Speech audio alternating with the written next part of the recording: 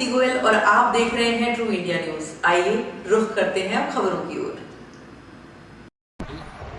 True India के लिए मैं आनंद का बात आज एक ऐसी शख्सियत से जो जोधपुर का नाम कर चुकी और आगे न जाने पूरे शहर को जितनी उम्मीद इनसे है, क्या उम्मीद है, किस तरीके से बिल्कुल इस छोटी सी अवस्था में जब 22 वर्ष की आप हैं और उस उम्मीद को पूरा किया जो इनके परिवार वाले चाहते थे। हमारे साथ सुश्री कृष्णा जी जोशी हैं जो अभी 73वीं रैंक के साथ IAS बनकर के आई है। बिल्कुल प्रैक्टिस करेगी तब बात कुछ और होगी, ट्रेनिंग लेगी तब बात कुछ और होगी, लेकिन अभी बिल्कुल नई उस जो ये कह सकते हैं कि शख्सियत के रूप में जिसकी सोच समाज को क्या देगी, उस सोच को हम जानना चाहेंगे। तो सबसे पहले तो हम यही जानना चाहेंगे कि आपका जो विद्यालय स्तर रहा था, वहाँ जब पढ़ने की बात आती थी, आपके जो विषय थे वो क्या थे? सबसे पहले तो नमस्कार और बहुत बहुत शुक्रिया आपका इतना प्यार, इतना स्नेह देने के लिए। और विद्यालय की अगर मैं बात करूँ तो मैं सेंट पैट्रिक्स विद्या भवन स्कूल से हूँ और मैंने 12th तक वहीं से पढ़ाई की है। 11th-12th में मैंने ह्यूमैनिटीज़ स्ट्रीम लिया था और इसमें subjects mostly political science, English ये वाले लिए थे क्योंकि मेरे को लग रहा था कि मैं इनमें अच्छा कर सकती हूँ। मेरी रुचि शुरुआत से इन सब्जेक्ट्स में ही थी और फिर ये सब्जेक्ट्स लाइक सीक्वेंस में थे कि इसके बाद मैंने इंग्लिश ऑनर्स किया ग्रेजुएशन और यही सब्जेक्ट्स की नॉलेज मुझे हेल्प भी की UPSC की प्रिपरेशन में। तो ये पूरा एक सीक्वेंस था। बिल्कुल। क्या होता है कि हर व्यक्ति जब ये चाहता है कि मुझे कुछ बनना है और वो अपना लक्ष्य जब तक निर्धारित नहीं करता तब तक ये सब संभव नहीं होता। तो आपके मन में ये कब आया कि मुझे IAS की तैयारी करनी है? कोई IPS की बात करता है, कोई केवल छोटी सी सोच रख करके RS तक जाने की बात ही करता है। इतनी बड़ी सोच जो पहले निर्धारित करते हैं, तो पहले ये विचार जब आया तब कब आया? जी, अगर सबसे पहले मैं बात करूं तो स्कूल में आया था क्योंकि स्कूल में हमेशा यही सुनने को मिलता था। उस टाइम मुझे याद है अराउंड 2006-07 ये बार बात होती कि स्वाइन फ्लू फैल रहा है जोधपुर में और छुट्टी कलेक्टर साहब कर रहे हैं, जो भी प्रशासन है वो कलेक्टर साहब संभाल रहे हैं। फिर मेरे स्कूल के जस्ट सामने एक ब्रिज है, वो नया बना था, फिर सबने हमारे स्कूल से बच्चों को भी बुलाया था और वहां पे भी कलेक्टर साहब थे। तो मेरे को देख के लगा कि पूरा जो पावर सेंटर है वो एक ही व्यक्ति है डिस्ट्रिक्ट का और वो है कलेक्टर साहब। तो फिर उस टाइम से था कि बनना तो ऐसा ही है कि मतलब सारा काम अगर मैं कर सकती हूँ मैनेज, तो इससे बेटर क्या हो सकता है।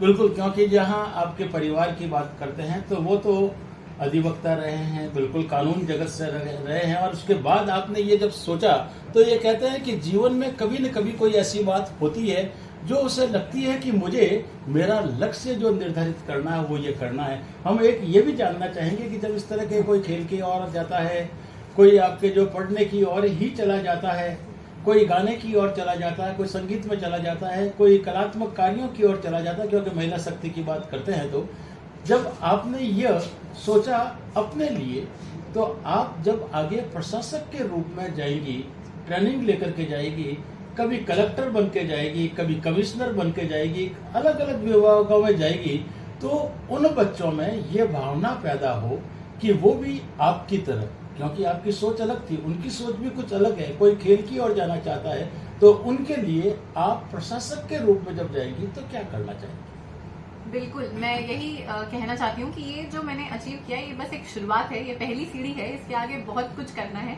तो मैं प्रशासक के रूप में जिस भी पद पे हूँ, मैं ये अश्योर करती हूँ कि काम पूरी ईमानदारी से होगा और काम देश के लिए होगा। मतलब जो मेरी पोजीशन है वो है पब्लिक सर्वेंट, देश की सेवक हूँ, तो उसी रूप से काम करूंगी, पूरी ईमानदारी के साथ काम करूंगी। और स्पेसिफिक फोकस मेरा थोड़ा महिलाओं के लिए रहेगा और एजुकेशन पे रहेगा, क्योंकि ये मैंने भी रियलाइज किया है कि पूरी लाइफ में अगर मेरी कुछ चीज जिसने मुझे बहुत कुछ दिया है, पूरा 100% रिटर्न दिया है, तो वो है मेरी पढ़ाई। तो इसलिए मैं फोकस करना चाहूंगी कि महिलाओं को, छोटी बच्चियों को उनकी पढ़ाई में, उनके पोषण में, उनके आत्मविश्वास में कभी कोई दिक्कत ना आए और मैं उनके लिए 24/7 अवेलेबल रहूं और ये एटलीस्ट माइंडसेट को थोड़ा चेंज कर सकूं समाज का कि बिल्कुल हम बराबर हैं, आप बस थोड़ा रिस्पेक्ट करो हमारी चॉइसेस को, हम आपको रिस्पेक्ट करेंगे और साथ में मिलके हम देश को बहुत अच्छा, मतलब जो अमृतकाल है उसको एक्चुअल अमृतकाल बना देंगे। बिल्कुल, जब ये बात सोच रहे हैं, क्योंकि एक जगह तो रहते नहीं, क्योंकि प्रशासनिक पद ऐसा होता है कि एक जगह बैठ करके अपना सारा लक्ष्य आप निर्धारित नहीं कर सकते, अलग अलग जगह जाएंगे, अलग अलग जिलों में जाएंगे, अलग अलग राज्यों में भी जाना पड़ेगा। और जब उस स्तर पर जाकर के इस महिला सेवा को आप करना चाहेंगे तो आपका किस तरीके का व्यू रहेगा जिससे कि वहां आपके जाने के बाद भी वो सब कुछ चलता रहे? बिल्कुल, सबसे इम्पोर्टेंट मेरे ख्याल से यही बात है कि मेरा तो ड्यूरेशन हर जगह थोड़ा थोड़ा ही होगा, बहुत कम मुझे समय मिल पाएगा। तो मेरा एम ये है कि मैं एटलीस्ट इन आइडियाज को मतलब वहां पे पहुंचा दूं उन तक और काम करना स्टार्ट करवा दूं। तो एक बार कोई शुरुआत हो जाएगी तो फिर मैं भले देश के किसी भी कोने में हूँ, उन्हें मेरी बातें जरूर याद रहेगी। और इससे बेटर आई थिंक कुछ हो नहीं सकता कि मेरी बातें मेरी याद रहे और उस याद से कुछ लोग इंस्पायर हो सके। बिल्कुल, संस्थागत रूप से आप वहां कुछ ऐसा करेंगे जिससे कि बच्चे वहां उस संस्था से जुड़ करके आपके उन सपनों को पूरा कर सके और अपने सपनों का निर्माण कर सके। बिल्कुल, जब आपकी इस तरह की तैयारी करते हैं तो हर किसी के लिए इतनी तैयारी करना संभव नहीं होता। हमने सुना था कि आपने घर आने के लिए भी कोई जिद नहीं की और घर को छोड़कर के जिस तरीके से आपने पढ़ाई की, हर वो काम व्यक्ति नहीं कर सकता। तो जहां भी रहे, जैसे भी रहे, जिस तरीके से तैयारी करे, आने वाली उस पीढ़ी के लिए आप क्या कहेंगे कि वो कैसे तैयारी करें जिससे कि आपकी तरह वो भी जोधपुर का और जोधपुर के बाहर के लोग भी अपना नाम इस तरह से कर सकें?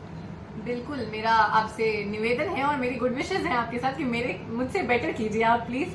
जो आप करना चाहते हैं उसको बेस्ट तरीके से कीजिए। और जो इम्पोर्टेंट चीज है कुछ भी अचीव करने के लिए, यूपीएससी नहीं, आईएएस नहीं, कुछ भी जो आपको करना है उसके लिए है कि ऑनेस्टी से कीजिए, ईमानदारी खुद से रखिए, खुद के गोल से रखिए, खुद के परिवार से रखिए और पूरे पेशेंस के साथ। मतलब चीजें हमेशा आसान नहीं होती है। मैं लकी हूँ कि मैं एक बार में कर लिया, वरना 4, 5, 6 बार भी लग जाते हैं। और मैं तैयार थी अपने माइंडसेट के लिए कि अगर मुझे 6 बार भी देना पड़ेगा तो मैं दूंगी, पर तो पूरी ईमानदारी से, पूरी लगन के साथ करूंगी और इसी को करूंगी। तो बस यही कहना चाहती हूँ कि पेशेंस के साथ आराम से अपनी स्ट्रेंथ्स को एनालाइज कीजिए, अपनी वीकनेसेस पे काम कीजिए और पूरे मतलब शिद्दत के साथ काम कीजिए। तो इंग्लिश में ऐसा कहते हैं कि God helps those who help themselves. आप अपनी मदद कीजिए, ईश्वर आपकी मदद करेगा। बिल्कुल, ईश्वर तो मदद करेगा ही, क्योंकि मेहनत तो उसको करनी ही पड़ेगी। लेकिन एक डर होता है कि क्योंकि लोग पढ़ना चाहते हैं वो तो पढ़ लेते हैं, लेकिन पढ़ने के बाद जब किसी बात को बताना हो और जिस तरीके से बताना हो, जैसे आप बता रही हैं, तो इंटरव्यू देने के लिए जब व्यक्ति जाता है तो उस समय एक घबराहट होती है और उस घबराहट के अंदर सवाल क्या पूछा जाएगा ये भी पता नहीं होता, क्योंकि उसके लिए तो कोई सिलेबस तो है नहीं। तो वहाँ बच्चा किस तरीके से तैयारी करके जाए कि उसको अपना इंटरव्यू बिल्कुल सक्सेसफुल तरीके से देने में मदद मिल सके?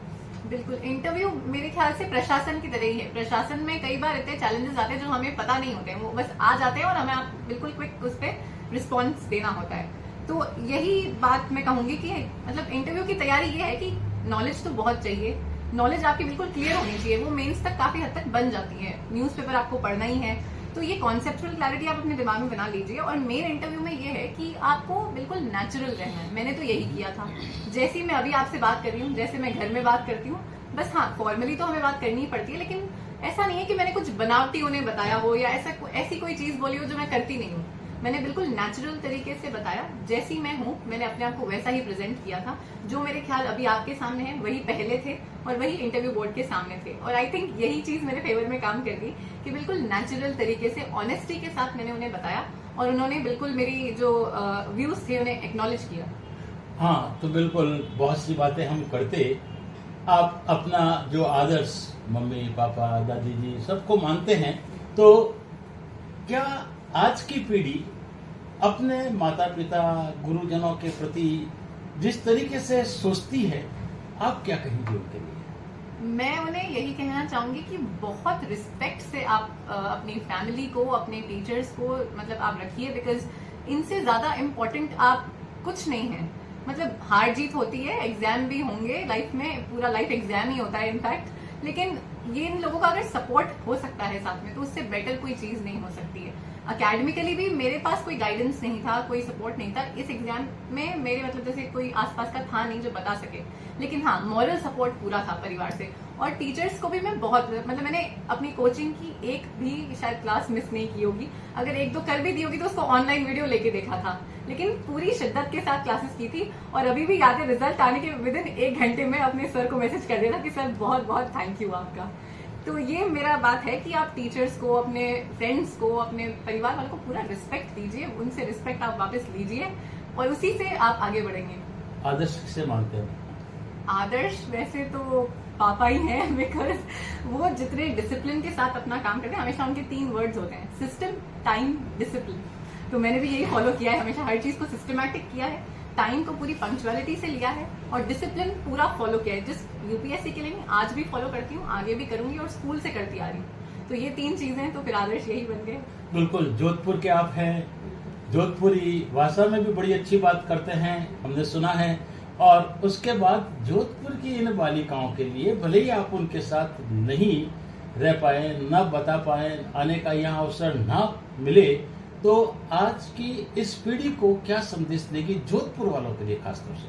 बिल्कुल, जोधपुर वालों के लिए सबसे खास मैसेज ये है कि सबसे पहले तो आपका बहुत बहुत शुक्रिया कि आपने मुझे इतना स्ट्रॉन्ग फाउंडेशन दिया है कि आपकी लड़की एकदम स्ट्रॉन्ग आज खड़ी है और आगे और ब्रेव तरीके से काम करने वाली है। और आगे मैं आपसे ये कहना चाहूंगी कि जैसे राजस्थान थोड़ा अभी इतना आगे नहीं बढ़ पाया है, लेकिन आपसे निवेदन है कि आप जितने आपके पास रिसोर्सेज हैं उनका यूज कीजिए। मैं अपना प्लेटफॉर्म ओपन कर रही हूँ, मैं जल्दी सोशल मीडिया पे भी होंगी, तो आप मेरे को अप्रोच कर सकते हैं। मैं 24/7 ओपन हूँ जोधपुर वासियों के लिए। कोई भी तकलीफ है, किन्हीं बच्चियों को या किसी को भी तैयारी करने में कोई तकलीफ आ रही है, तो मैं ओपन हूँ हेल्प के लिए। I will be more than happy to help. तो आप मुझे अप्रोच कीजिए और अपने सपने को पूरी शिद्दत के साथ फॉलो कीजिए। थोड़ा टाइम लगेगा, कभी ऑब्स्टेकल्स आएंगे, लेकिन अल्टीमेटली कोशिश करने वालों की हार नहीं होती। बहुत बहुत धन्यवाद। बिल्कुल, बातें हम करते रहते, मन ही नहीं भरता कि ऐसी बातें इतनी खुशी के साथ, इतने हंसते हुए चेहरे के साथ आप इस पद को प्राप्त करने के बाद भी रखती हैं।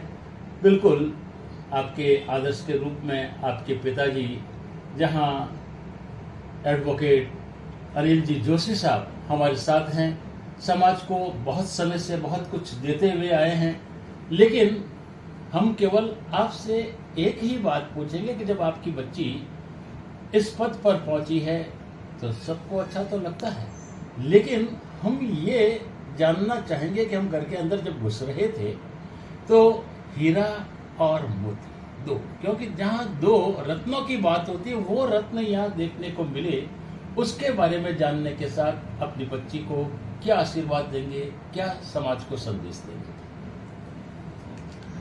हीरा मोती हमारे आदर्श हैं और हीरा मोती मोतीलाल जोशी मेरे दादाजी थे, जो उस जमाने में जब इतना एजुकेशन का वो प्रचलन नहीं था, उस जमाने में वो MA हिस्ट्री थे और उन्होंने अपनी जीवन यात्रा में रिटायर्ड इंस्पेक्टर ऑफ स्कूल्स रहे।